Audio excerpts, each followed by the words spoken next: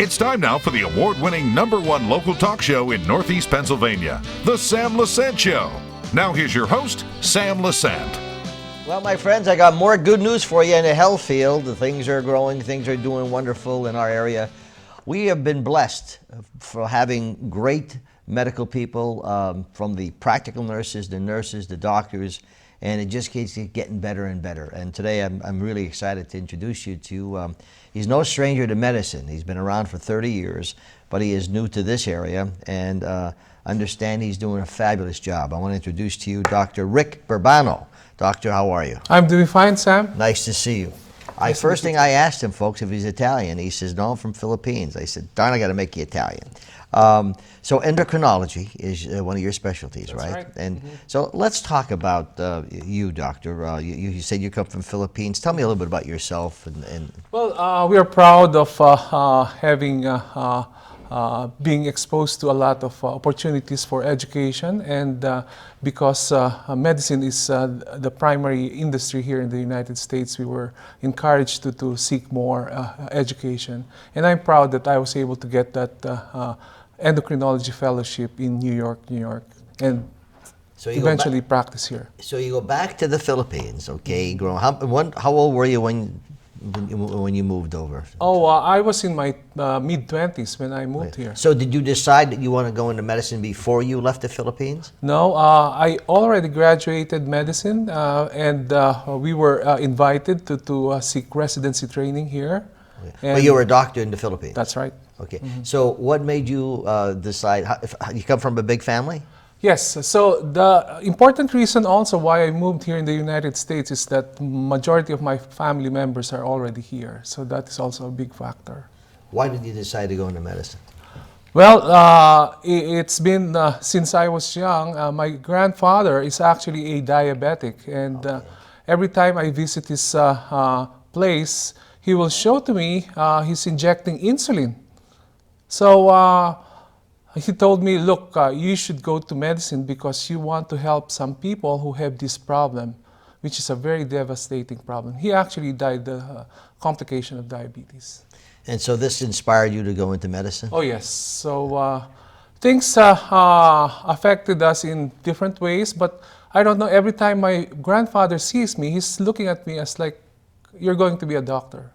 Is that right? I don't know if he's trying to brainwash me, but eventually it's just natural for me, and I enjoyed working with people and helping people. So you had a choice in medicine, what direction you wanted to go into, okay? So, you're in endocrinology, easy for me to say. So why did you decide to go into that area versus being a surgeon or a heart specialist or whatever? Yes, like what I have mentioned, my grandfather is a diabetic, so even though I'm still young, I have already some awareness about the disease and the manifestation and also the treatment. At that early age, I know already about insulin therapy. So you decided to go into endocrinology. Wow, folks, I'm having a hard time saying that. In what school do you go to? Well, I graduated in the Philippines, the best medical school, University of Santo Tomas. Do you travel back there much?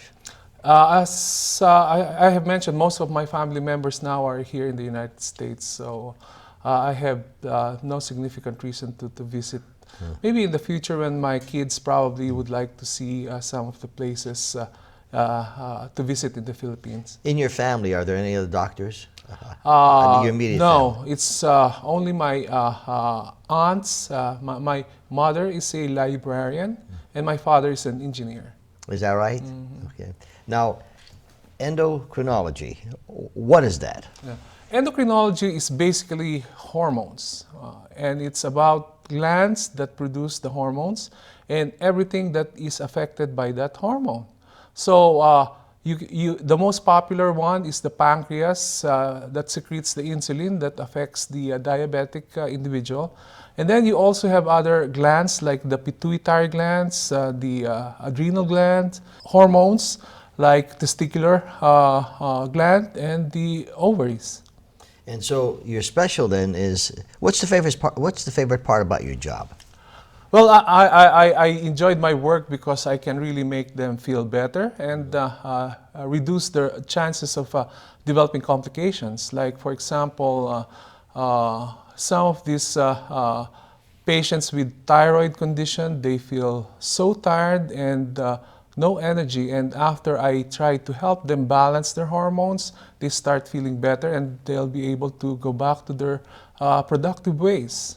So what are some symptoms that, I mean, like you said, there's some people that have some symptoms and basically they, well, it's because I'm tired because I do this or that, but it's constant that they're tired, or there's other areas. What are some symptoms that are telltale signs that we should say, wait, let's give Dr. Berbano a call here because I'm not feeling too well in this area? Most of the time, I am the specialist wherein the other primary care doctor have a hard time understanding because of the interaction of different hormones.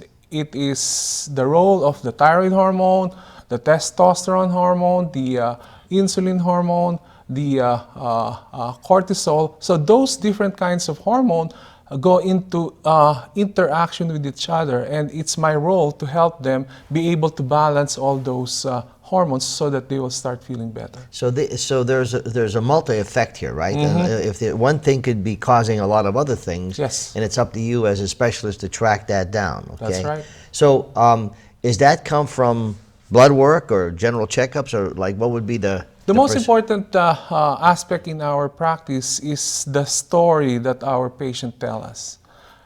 We can have some labs, whether it's a blood test or imaging study, but we correlate that with the history that they're trying to tell us. And then if we combine all those inputs, then we'll be able to probably adjust those hormones and adjust it according to how they feel. That's interesting. Now, I'm going to change the subject a little bit, but I want to get back to that because there's a lot of people that have disorders that really don't know if they really have it. But bariatric medicine, you also worked in bariatric medicine. Are you still doing that? Yes. So bariatric medicine is a very important part of endocrinology because if a patient have a problem with weight, it affects their receptors, their hormone receptors. So obesity is actually a very, very generalized condition that affects the patient's overall condition. It contributes to inflammation.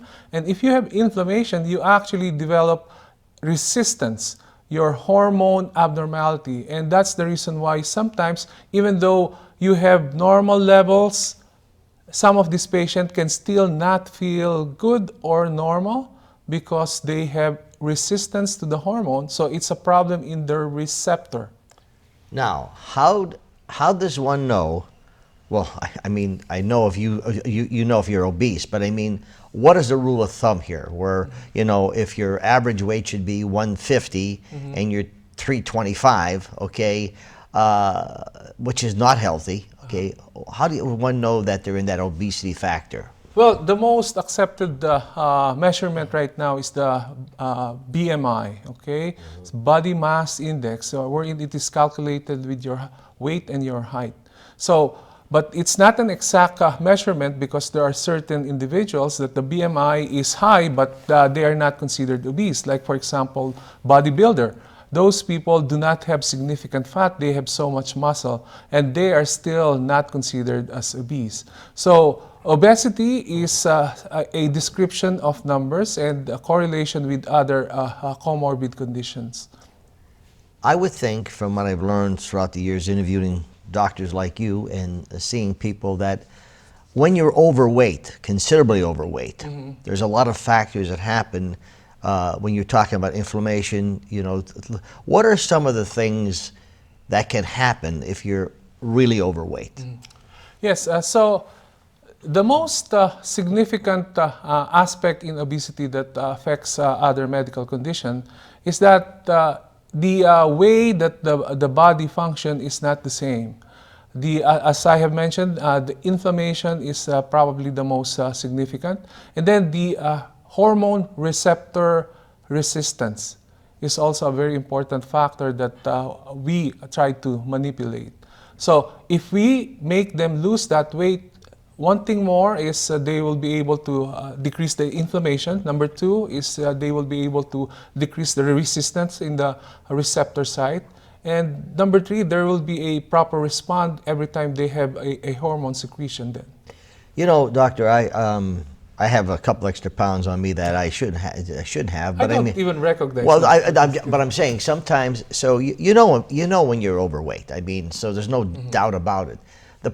The concern that sometimes people have is that young people, maybe in their 20s or 30s, are not looking at their weight because and they could be overweight.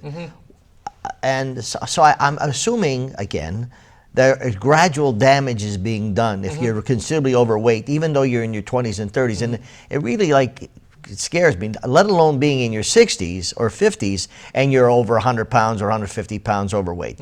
What kind of damage is being done gradually? Because this doesn't happen overnight. It's a slow process. That's correct, yes. So let me tell you that there are different thresholds for every individual. And we also have our genetic predisposition. So when you are obese, you are actually going to turn on or turn off some genes that will probably develop different kinds of diseases. Some individual, for example, will turn on their disease in development of cancer. Some patients do not have issues with development of cancer, but they develop cardiovascular disease. So every person is different. So I cannot tell that if, for example, one person is obese, that this person will have cancer.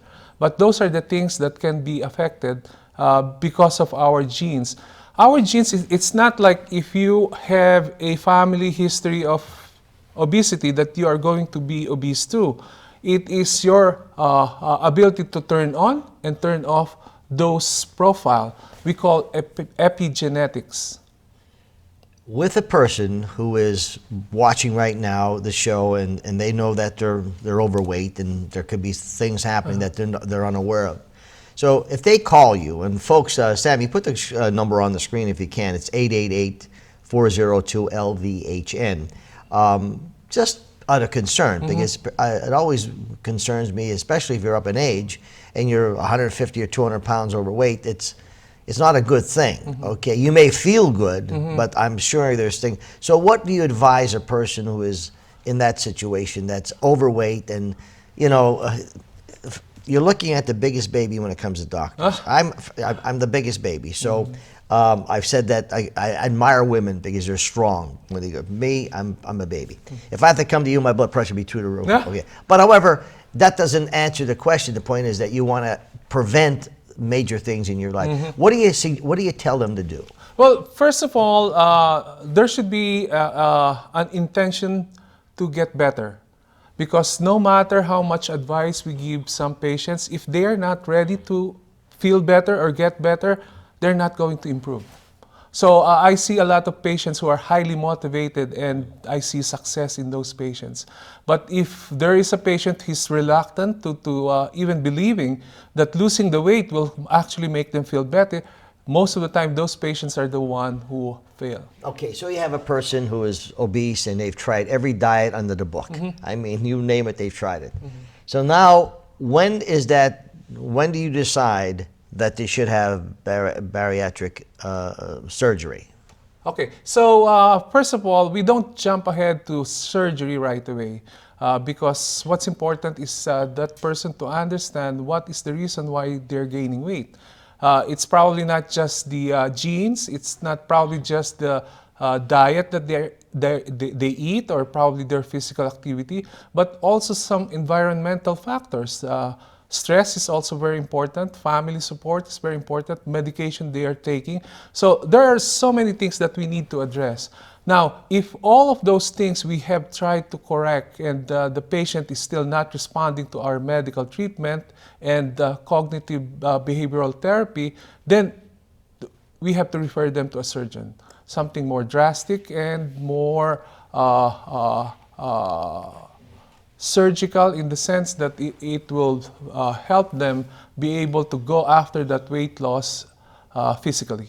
So, being in medicine 30 years, okay, you've seen some great success stories with people who are, they give up, they've tried their diets and come to see you and try to get them back on track. You've seen some great success stories. I'm proud that I have a lot of patients that have been following me to hometown since I've been taking care of them in Wilkes-Barre for more than 15, 20 years now.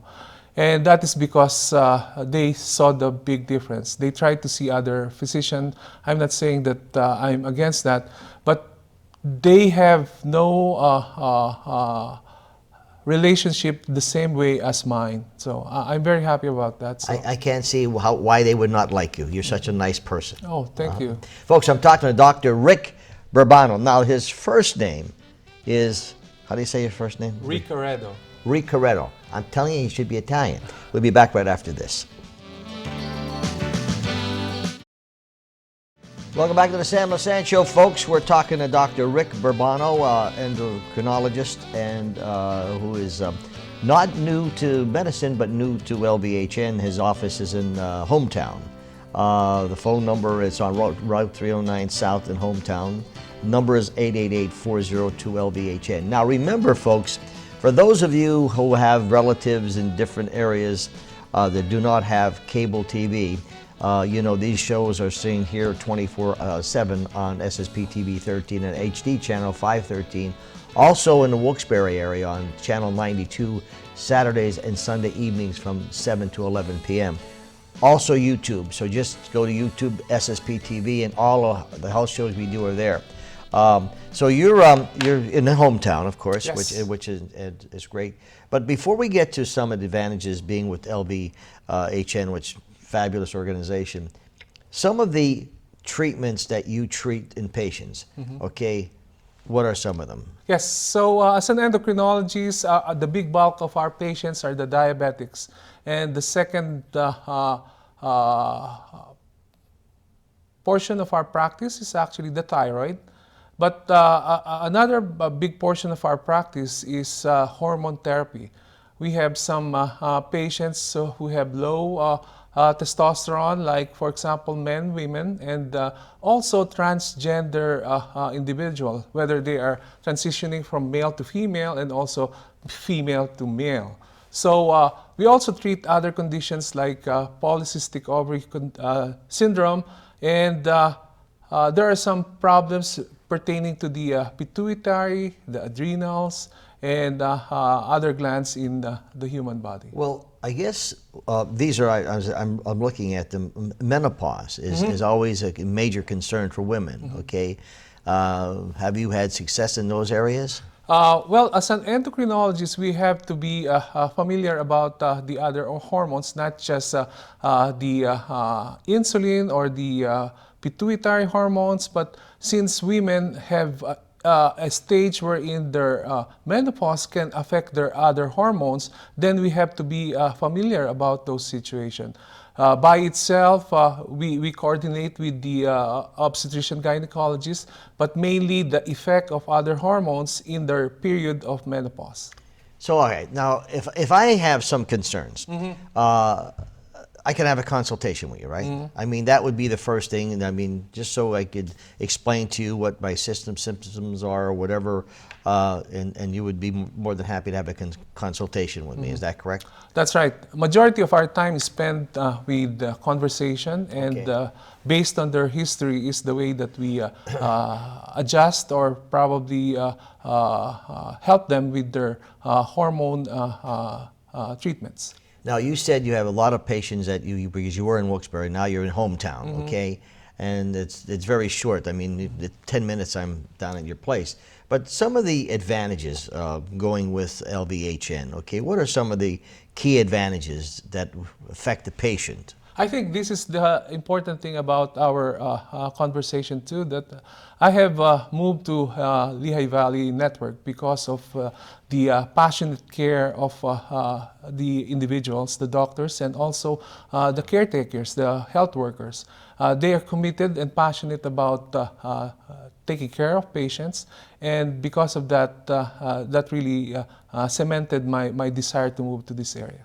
And of course, we've been through this many times. When I was just up in the ER talking to Dr. Miller, the EPIC medical program is in effect. Explain that again with that, and how that's so important to you. Another important thing that I like with the Lehigh Valley is the electronic medical record, which is the EPIC system, which is now considered as the second language in the medical field. Is that right? It's not only here in Pennsylvania. You probably will see electronic medical records in other states, and we were told that it's even international. So electronic medical record is just either you're an EPIC person or non-EPIC EMR. Yeah. And that is how proud we are with the EPIC system. The interesting thing about that is if a person wants to consult with you, whether obese or some of the symptoms that you're having here, if they have a doctor that's in a network, you have access to all of that information when you're visiting with them, right? There is also a system in EPIC that they have to sign Care Everywhere. And the moment they sign that, we will be able to get access even from Geisinger and from other health systems. Is that right? That's right. I didn't know that. And that is the utility. It's becoming a universal electronic medical I want record. to ask you a question. I've been doing this for many, many years. I know I look like I'm only 35, but I'm 40. Anyway, for many years, since 1994 when I started these local shows, I've stressed time and time again about the doctors we have in this area. Because there was a mindset at one time of, oh, you got to go out of Hazleton, you got to go out of town. Well, now people are coming to Hazleton for our doctors. And when I look and talk to people like you, I become even more encouraged because I see not only do we have great doctors who've been born and raised here, who I've had on the show many times, but we have people like you coming into the system. So with your knowledge that you bring and the experience that you bring, I'm sure you could have gone anywhere. You could go back to California. You could go to anywhere, etc. But the fact that you decided to come to Lehigh Valley Health Network, I think that's a tremendous opportunity for us in this area. Wouldn't you agree? I absolutely agree. The most important, like I have mentioned to you earlier, it's the family. So that's the main reason why I moved in Pennsylvania. And for choosing Lehigh Valley, it's the principle, the direction that they're going right now. They are non-profit, and at the same time, the passion for true care for patients. And you know what I see, Doctor? I'm seeing when I interview, when Tammy brings the doctors here, and like it was just with Dr. Miller, Dr. Imula, Dr. Polashensky, I mean, tons of them there. Okay. I see the wonderful passion that you doctors have for your, what you practice. And I think that's fabulous because people want a caring person, not as just a job for me or just money for me. It's you care about the health of that patient before and above anything else. Am I correct in saying that? Absolutely.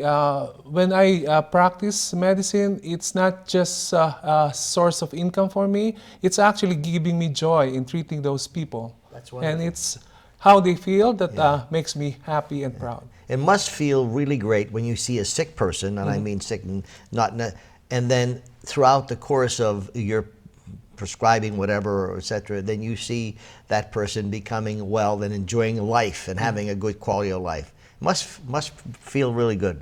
Yes, in the practice of medicine, it is a reward to help people because it's the joy that seeing them getting better and being happy that makes a big difference. Well, Dr. Berbano, folks, he's in hometown. Phone number is on the screen, 888-402-LVHN.